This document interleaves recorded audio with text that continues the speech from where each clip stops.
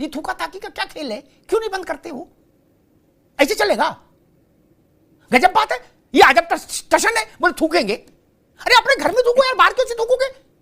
जमीन बांटते फिरते हो, आसमान बांटो तो जाने। जमीन बांटते फिरते हो, आसमान बांटो तो जाने। इंसान किए अलग बड़े परिंदे छाटो तो माने। और जब आदम पैदा हुआ था क्या था, हिंदू या मुसलमान? मजहब बताओ तो माने। ये आईटी सेल का बड़ा खेल है, समझ रहे हैं आप भी समझते हैं, लेकिन थोड़ा आप भी हिंदू हैं इसलिए कभी कभी उस भावना में आ जाते हैं। इस मुलायम सिंह के समय में कानून बना था, तब वो भी परिंदे बांट रहे थे, आसमान बांट रहे थे, मुलायम सिंह भी। और मनमोहन सिंह ने भी आसमान बांटा, परिंदा। उन्होंने 47 मिनट बहस मुसलमान पे की। 47वें मिनट उनको लगा मामला थोड़ा ढीला पड़ रहा है, तो बोले हम तो दलित की चिंता में आए, हमें क्या लेना देना मुसलमान। नमस्कार दोस्तों, स्वागत है आपका अमिताभ अग्निहोत्री जी की एक नए जोरदार धमाकेदार डिबेट वीडियो में। उत्तर प्रदेश की योगी आदित्यनाथ सरकार का ये निर्देश आया है कि दोस्तों कांवड़ यात्रियों के मार्ग में जो भी पड़ने वाले ढाबे या होटल होंगे उनके मालिकों का नाम स्पष्ट शब्दों में बोर्ड पर लिखा होना चाहिए। तो दोस्तों इसी पर यह डिबेट में आप देखोगे दोस्तों, समाजवादी पार्टी के प्रवक्ता कविता सुना रहे हैं कुछ, तो अमिताभ अग्निहोत्री जी ने उनकी कविता को उनके वहाँ घुसा दिया और अच्छे से इनको समझा दिया। और एक फजील अहमद ये भी कुछ ज़्यादा उछल रहे थे दोस्तों। अमिताभ अग्निहोत्री जी ने अपने ही अंदाज में ज़बरदस्त इनको रगड़ा है दोस्तों। अमिताभ अग्निहोत्री जी बड़े दिनों के बाद फॉर्म में आए हैं, तो मुझे भी उनके इस डिबेट वीडियो को लेके आपके समक्ष आना पड़ा, क्योंकि ये डिबेट वीडियो बहुत ही मज़ेदार और ज़बरदस्त है। तो दोस्तों डिबेट वीडियो पूरा देखिए, तब आपको आनंद आएगा। तो चलिए शुरू करते हैं डिबेट वीडियो, लेट्स स्टार्ट। बहुत दिन हो गए हैं, मजा नहीं आ रहा है। अभी मजा आएगा ना भिड़ो। पिक्चर चालू करो बे। फजील भाई, मैं एक बात समझना चाह रहा था कि अधिकांश लोगों ने कहा कि ये मुस्लिमों के साथ भेदभाव करने वाला निर्देश है। मैं नहीं समझ पा रहा कि जो निर्देश सबके लिए है वो मुस्लिमों के साथ भेदभाव करने वाला कैसे हो सकता है, या किसी के साथ भेदभाव करने वाला कैसे? जो नियम सब पर लागू, या तो कुछ पर लागू हो तो बात समझ में आती है। जब सब पर लागू है, रफीक की दुकान है उस पर भी लागू, और राम दयाल की दुकान है उस पर भी लागू, फिर ये कैसे प्रचार किया जा रहा है कि ये संविधान की हत्या है, धर्मनिरपेक्षता की हत्या है और मुसलमानों के साथ जाती है? फजील अहमद साहब। अमिताभ जी जी, रिपोर्ट से पहले आप कुछ बोल रहे थे जी, मैं बड़ी गंभीरता से उसको सुन रहा था। जी। भारत की 6 कंपनियां बीफ एक्सपोर्टर और 6 कंपनियां तिवारी जी की, मतलब तिवारी जी लोगों की, और वो नाम है अलीना, अल अलीना फ्रोजन मीट, अल कबीर फ्रोजन मीट, ऐसे तमाम बड़े बड़े मुस्लिम नामों से वो क्यों नहीं चलती हैं तिवारी जी मीट फैक्ट्री के नाम से? उसको भी तो तिवारी सरकार चुप क्यों है उस पर? सरकार को करना चाहिए कि भाई अल फ्रोजन, तिवारी अल फ्रोजन लिखो इसको, ये आइडेंटिटी होनी चाहिए कि हिंदू की कंपनी है। वहां तो आप चुप हो जाते हैं, उस पर बात ही नहीं करते। रहा सवाल सरकार के आदेश का कितना असर पड़ता है, आजकल आप फील्ड में कम जाने लगे, आप स्टूडियो में ज्यादा समय देते। आप पहले जब फील्ड में घूमते थे तो आप बहुत कुछ अच्छा एनालिसिस कर लेते थे। सरकार के आदेश का असर जनता पे कितना पड़ता है आप जाके मौके पे देखिए। कल कांवड़ यात्रा में हजारों मुसलमान शरबत पिलाते हैं, उनको खिचड़ी खिलाते हैं। ये हमारा धार्मिक मामला है कि हम उनको शरबत पिलाएं, तो उसको भी मना कर देंगे आप कि भाई शरबत मत पिलाओ। तो आप तो क्या करना चाह रहे थे देश के अंदर? ये तो चुनाव में इन लोगों के पास कोई मुद्दा ही नहीं है, बुरी तरह से हारे हैं उत्तर प्रदेश में। अब मीडिया में बने रहने के लिए आज आप डिबेट करा रहे ना। अगर इस तरह के फरमान जारी नहीं होते तो डिबेट होती ही नहीं। लेकिन जिसको जो करना होगा वो करेगा, जिसको जो खाना है वो खाएगा ही। तमाम उत्तर प्रदेश में मीट बंद है। ठीक है फजील भाई, ठीक है, आते दोबारा आते हैं उसका कारण क्या है? वो पैसा बढ़ जाता है बस। ठीक है, दोबारा आते हैं फजील अहमद, दोबारा।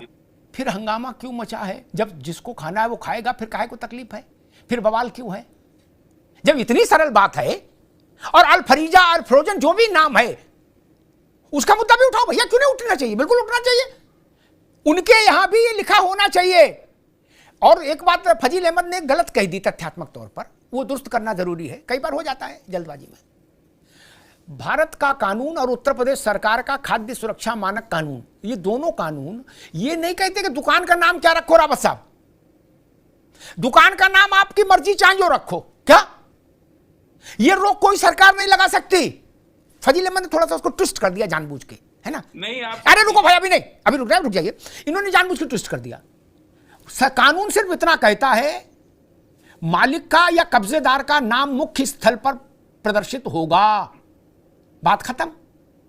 आपने उसका नाम कैटरीना कैफ चाय का ढाबा रखो और चाहे अमिताभ बच्चन गन्ने का जूस वाला रखो, उससे कोई समस्या नहीं तो कहा सरकार ने, और योगी ने अपने मन से नहीं कहा। 2011 और 2006 का कानून पालन कराने भर की बात है, उस पर हंगामा और कहा यह जा रहा है कि जी संविधान का गला घोट दिया। अरे संविधान के दायरे में तो कानून बनते हैं, उन कानून को लागू करा दिया तो बवाल हो गया। आप नाम जो चाहे रखो अपने ढाबे का, कोई समस्या ही नहीं। वसीम अहमद है, शिव ढाबा चला रहे हैं, वैष्णो ढाबा चला रहे हैं, ठीक है, कोई दिक्कत नहीं, लेकिन उसके मालिक की जगह आपको लिखना पड़ेगा वसीम अहमद, इतनी तो बात है। और अल फरीनो कौन बता रहे, जो फजील अहमद, जो भी कंपनी है उसमें भी यही नियम लागू है, उसमें भी उसको एक जगह फ्रेम करा के वो टांगना होगा कि इसके मालिक कौन कौन है, उनका नाम क्या है, उनका पता क्या है, उनका टेलीफोन नंबर क्या है। एक टीवी पर डिबेट हो रही थी ऐसे विषय पर, एक मौलाना साहब थे इस्लामिक स्कॉलर, उनसे एंकर ने कहा कि भाई ऐसे वीडियो आए हैं जिसमें कोई थूक रहा है सब्जी पर, कोई कुछ कर रहा है, एक तो वो तौलने वाला जो होता है पात्र उसी में पेशाब करके लाके पूरा छिड़काव कर दिया, तो बोले ऐसा रोटी में थूक देते हो, ऐसा क्यों? तो उन मौलाना साहब ने, मुझे पता नहीं वो इस्लामिक स्कॉलर है कि नहीं है, क्या है, आजकल ये भी पता करना मुश्किल है कौन हिंदू स्कॉलर है कौन मुस्लिम स्कॉलर है भी कि नहीं। उन्होंने कहा कि भाई ये तो हमारे मजहब का मसला है, इसमें मत बोलो। क्या थूकने वाला? अब भाई ये तो नहीं चल सकता ना, मजहब का मसला हो तो भी नहीं चल सकता, तब भी आपको जेल जाना होगा। मान लीजिए मजहब में हो भी तब भी कर नहीं सकते, थूक का कैसे खिला सकते, किसी को बेच सकते, जेल तो जाने पड़ेगा। अपने घर में ये नियम लागू हो सकता है कि आपस में एक दूसरे की रोटी पे थूक दो परिवार में, लेकिन दूसरे को थोड़ी खिला सकते हो, मुकदमा हो जाएगा। ये विषय है बड़ा गंभीर। विजय राठी जी, मुलायम सिंह की सरकार थी जब ये कानून नियम बना, ठीक, आपने देखा ही होगा बहस में आने से पहले, ठीक।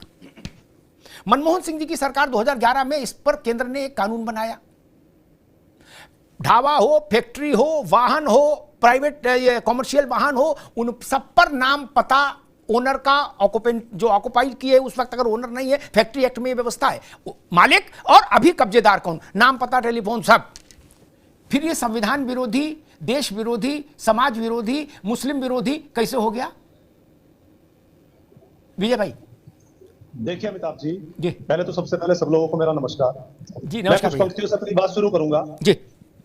जमीन बांटते फिरते हो आसमान बांटो तो जाने, जमीन बांटते फिरते हो आसमान बांटो तो जाने, इंसान किए अलग बड़े परिंदे छाटो तो माने, और जब आदम पैदा हुआ था क्या था हिंदू या मुसलमान, मजहब बताओ तो माने, और जब खून की जरूरत पड़ती है पूछते हो किस मजहब का है, दूसरे मजहब का खून डॉक्टर को लौटाओ तो जाने, अरे चांद से सीखो जो ईद का भी है और करवा चौथ का भी है, काटते हो नस्लें और फसलें इस बैर को काटो तो माने।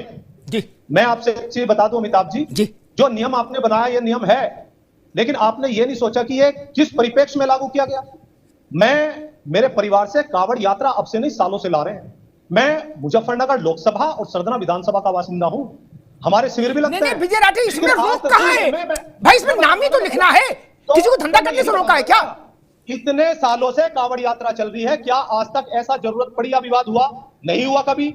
लेकिन क्योंकि समाजवादी पार्टी लोकसभा में उत्तर प्रदेश की सबसे बड़ी पार्टी बनी, क्योंकि मुजफ्फरनगर से दंगाइयों को समाजवादी पार्टी के आदरणीय हरेंद्र मलिक ने हरा दिया, विधायक हार चुके वहां से, इनकी जमीन खिसक गई, योगी जी की कुर्सी का खतरा है, अब इनके सामने धर्म में बांटने से अलग कोई चारा नहीं है, इसलिए इन्होंने कार्ड खेला है। बात नाम लिखने की नहीं है, आप टाइमिंग देखिए। नहीं विजय राठी, ठीक ठीक, एक मिनट विजय भाई, एक सप्लीमेंट है, ठीक, एक सप्लीमेंट, एक मिनट रुको, एक सप्लीमेंट्री है। ये धर्म में बांटा जा रहा है जो आपने कविता भी सुनाई, मैं ये अभी तक नहीं समझ पाया, 3 चश्मे बदल चुका, धर्म में कैसे बांटा जा रहा है? सबको नाम लिखना है, फिर दोहरा दूं ऊंची आवाज में, सबको नाम लिखना है, किसी को छूट नहीं है, फिर क्या तकलीफ है? क्यों तकलीफ है भाई? कावड़ यात्रा अमिताभ जी कब से चल रही है? अरे गजब करते हो, सबको नाम लिखना है, इसमें क्या तकलीफ है आपको? मैं यही पूछ रहा हूं ना, उसकी जरूरत इसी टाइम पे क्या पड़ी? उसका सीधा सीधा आप भी समझते हैं कि हम लोगों को, हिंदू मेजोरिटी को ये शो करना है कि ये फलाना मुस्लिम है, नैरेटिव चलाना, इससे सामान नहीं खरीदना, ये चलाना है, क्योंकि उत्तर प्रदेश में विजय राठी अब रुकना होगा, ऐसा ठीक है विजय राठी, आगे बात ऐसा आगे तर्क की कसौटी पर, ठीक है विजय भाई आगे बात, मैं प्रशांत पटेल के पास जा रहा हूं, तर्क की कसौटी पर बात कमजोर है। अगर यह निर्देश जारी हुआ होता कि मुसलमान अपने ढाबे पर नाम लिखेंगे, मैं पहला आदमी होता जो विरोध में खड़ा होता। ये अनावश्यक विवाद में मेरी रुचि नहीं रहती, मैं उसके खिलाफ खड़ा होता हूं। यह निर्देश होता कि सारे मुसलमान अपना नाम पता लिखेंगे, बाकी कोई नहीं लिखेगा, मैं खिलाफ खड़ा होता। इसका समाजवादी पार्टी की लोकसभा सीटों से क्या लेने देना? नहीं विजय राठी अभी नहीं, दोबारा में आएंगे, अभी आप सुन लो, ठीक। मुलायम सिंह के समय में कानून बना था, तब वो भी परिंदे बांट रहे थे, आसमान बांट रहे थे, मुलायम सिंह भी, और मनमोहन सिंह ने भी आसमान बांटा, परिंदे बांटे, छत बांटे और क्या क्या खून बांटा। कैसी बात करते हो भाई? टैक्सी और प्राइवेट बस पर भी ये नियम है कि लिखना होगा कौन है ओनर, उसका पता क्या है, उसका फोन क्या है। वो भी धर्म को बांट रहे हैं, आसमान को बांट रहे हैं। अजब तमाशा है मुल्क में। ये बोलो ना कानून बदल दिया जाए। जावेद हबीब ने का वीडियो जब वायरल हुआ था, एक गुप्ता नाम की महिला थी, पूजा गुप्ता या ऐसी कुछ नाम था उनका, उनके सिर पे थूक के उसने बाल काटे थे। वीडियो वायरल हुआ, जावेद हबीब जैसे प्रसिद्ध व्यक्ति को फिर माफी मांगनी पड़ी थी कैमरे के सामने आकर। ऐसी हरकतें क्यों करो? ये थूका ताकी का क्या खेल है? क्यों नहीं बंद करते हो? ऐसे चलेगा? गजब बात है। ये अजब टशन है, बोले थूकेंगे। अरे अपने घर में थूको यार, बाहर क्यों से थूकोगे? अमिताभ जी, ये जो थूकने वूकने वाला जो वीडियो आप बता रहे हैं ना, ये सब IT cell, BJP IT cell का प्रोपेगेंडा है। नहीं, जावेद हबीब वाला वीडियो, अरे हम तो हिंदू मोहल्ले में रहते हैं, दूध से लेके और पनीर से लेकर सब्जी से सब हिंदू ही खरीदते हैं। हम तो कभी सोचे भी नहीं कि ऐसा कुछ होता है। और मुस्लिम बस्तियों में भी जाके देख लीजिए, कौन जावेद हबीब माफी क्यों मांगे थे? जावेद हबीब माफी क्यों मांगे थे? उनसे तो आईटी सेल वाले धमका देंगे तो बेचारे प्रोफेसर आदमी मांग ही लेंगे। अरे आप समझ ही नहीं पाए, ये गजब करते हो। अरे रुक जाओ भैया, कल बंद करा देंगे जेल में। अमिताभ जी एक चीज जान लीजिए, ये आईटी सेल का बड़ा खेल है, समझ रहे हैं आप भी समझते हैं, लेकिन थोड़ा आप भी हिंदू हैं इसलिए कभी कभी उस भावना में आ जाते हैं, इसलिए बात जो है उस पर मत जाइए। अरे एक मिनट, मैंने एक मुस्लिम विद्वान को टीवी पर ये बोलते हुए सुना, इसी विषय पर बहस थी कि थूकने की बीमारी क्यों है तुम लोगों को, तो उन्होंने कहा ये हमारे मजहब का मसला है, इसको हम नहीं रोक सकते। तब आपको उसी टाइम जेल भेज देना चाहिए, स्टूडियो से ही जेल भेज देना चाहिए। वो भी होगा इंशाअल्लाह, वो भी होगा और शायद हुआ भी हो। फजील अहमद इंशाअल्लाह हुआ भी होगा और होगा भी, कोई दिक्कत नहीं जी। 4 जून को नींद आई थी आपको? नहीं, मुझे 4 जून को भी नींद आई, 1977 में भी नींद आई। ये मुझे राजनीति थोड़ी करनी है आपकी तरह यार। कहा जा रहा है कि मुसलमान से ना खरीदे आदमी, इसलिए ऐसा हो रहा है। इसका ऐसा क्यों ना माने कि हिंदू से ना खरीदे? जिसको जिससे खरीदनी हो छूट है। एक मिनट सवाल तो सुन लो दादा रे, जिसको जिससे मन हो उससे खरीदे, ना मन हो ना खरीदे, इसमें सरकार का क्या रोल भाई? मैं आम जिससे चाहूं उससे खरीदूं, सरकार का क्या रोल? फजील अहमद अमिताभ जी क्या है जी कि दलित और पिछड़ी जाति से इतना नफरत फैला के ये लोग रखे हैं कि अगर वो बेचारा लिख देगा कि फलाना राम फलाना यादव, तो लोग कहेंगे अरे ये तो अछूत है, इससे खरीदो मत, चाहे कितना स्वादिष्ट बनावे। समस्या ये है कि जैसे आप मुसलमानों पर बोल रहे थे, इधर आ गए, अरे ये तो अछूत है, तब उसका सामान छुएंगे भी नहीं, वो बेचारा सड़ जाएगा उसका सामान बनाया हुआ। समस्या ये है, सिर्फ मुसलमान की बात नहीं है, अगर एक ढाबा जान जाए ना जिस दिन कि ये दलित का है, अगले दिन उसकी सेल खत्म हो जाएगी। लोग दलित नहीं जाएंगे उसके यहाँ, कैसे खत्म हो जाएगी भाई? गजब कर रहे हो, हर जात का आदमी मौजूद है। दलित के पास कहाँ पैसा है? वो तो बेचारा खाने को परेशान है। उसका तो एक दिन अगर शहर में कर्फ्यू लगता है, उस दिन दलित के घर में चूल्हा बंद हो जाता है। उसको ना तो आप जमीन दिए, ना शिक्षा दिए, ना सम्मान दिए। दलित को दिया क्या आपने? आपने तो दलितों को सिर्फ मजदूर बना के रखा, शोषण किया। ठीक, आगे बात आगे। मैं तो फजील, ठीक है फजील अहमद, मैं फजील अहमद साहब की चातुर्य बोध को प्रणाम करूंगा। उन्होंने 47 मिनट बहस मुसलमान पे की, 47वें मिनट उनको लगा मामला थोड़ा ढीला पड़ रहा है, तो बोले हम तो दलित की चिंता में आए, हमें क्या लेना देना मुसलमान से। लो कर लो बात। रावत जी ठीक बात है। ये तो बड़ा, अभी तक क्रिकेट खेल लेते, बोले फुटबॉल खेलेंगे ना। 47 मिनट बाद जब 13 मिनट बचे कुल बहस में, तो बोले हमें तो दलित की चिंता है, बाकी क्या है, हमको क्या रखा। क्या सोच है रे तेरी, मानना पड़ेगा।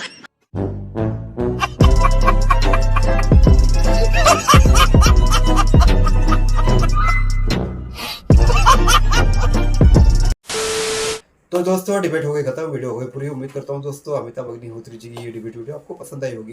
तो दोस्तों इस चैनल पर मैं अमिताभ अग्निहोत्री जी के साथ अब अशोक श्रीवास्तव जी की भी वीडियो डालाया करूँगा, क्योंकि मैंने देखा है आप उनकी भी डिबेट वीडियो देखना बहुत ज़्यादा पसंद करते हो। तो दोस्तों आप रेडी हो जाइए, इन दो महानुभावों जिनको मैं गुरु समान समझता हूँ, इनकी डिबेट वीडियो में इस चैनल पर हमेशा सबसे पहले और सबसे अच्छी तरह से एडिट करके आपके समक्ष लाया करूँगा। तो दोस्तों ऐसी डिबेट वीडियो देखना चाहते हो तो इस चैनल को सब्सक्राइब करते हैं, आप जरूर जाओगे। मिलता हूँ आपसे अगले वीडियो में, तब तक के लिए जय हिंद, वंदे मातरम।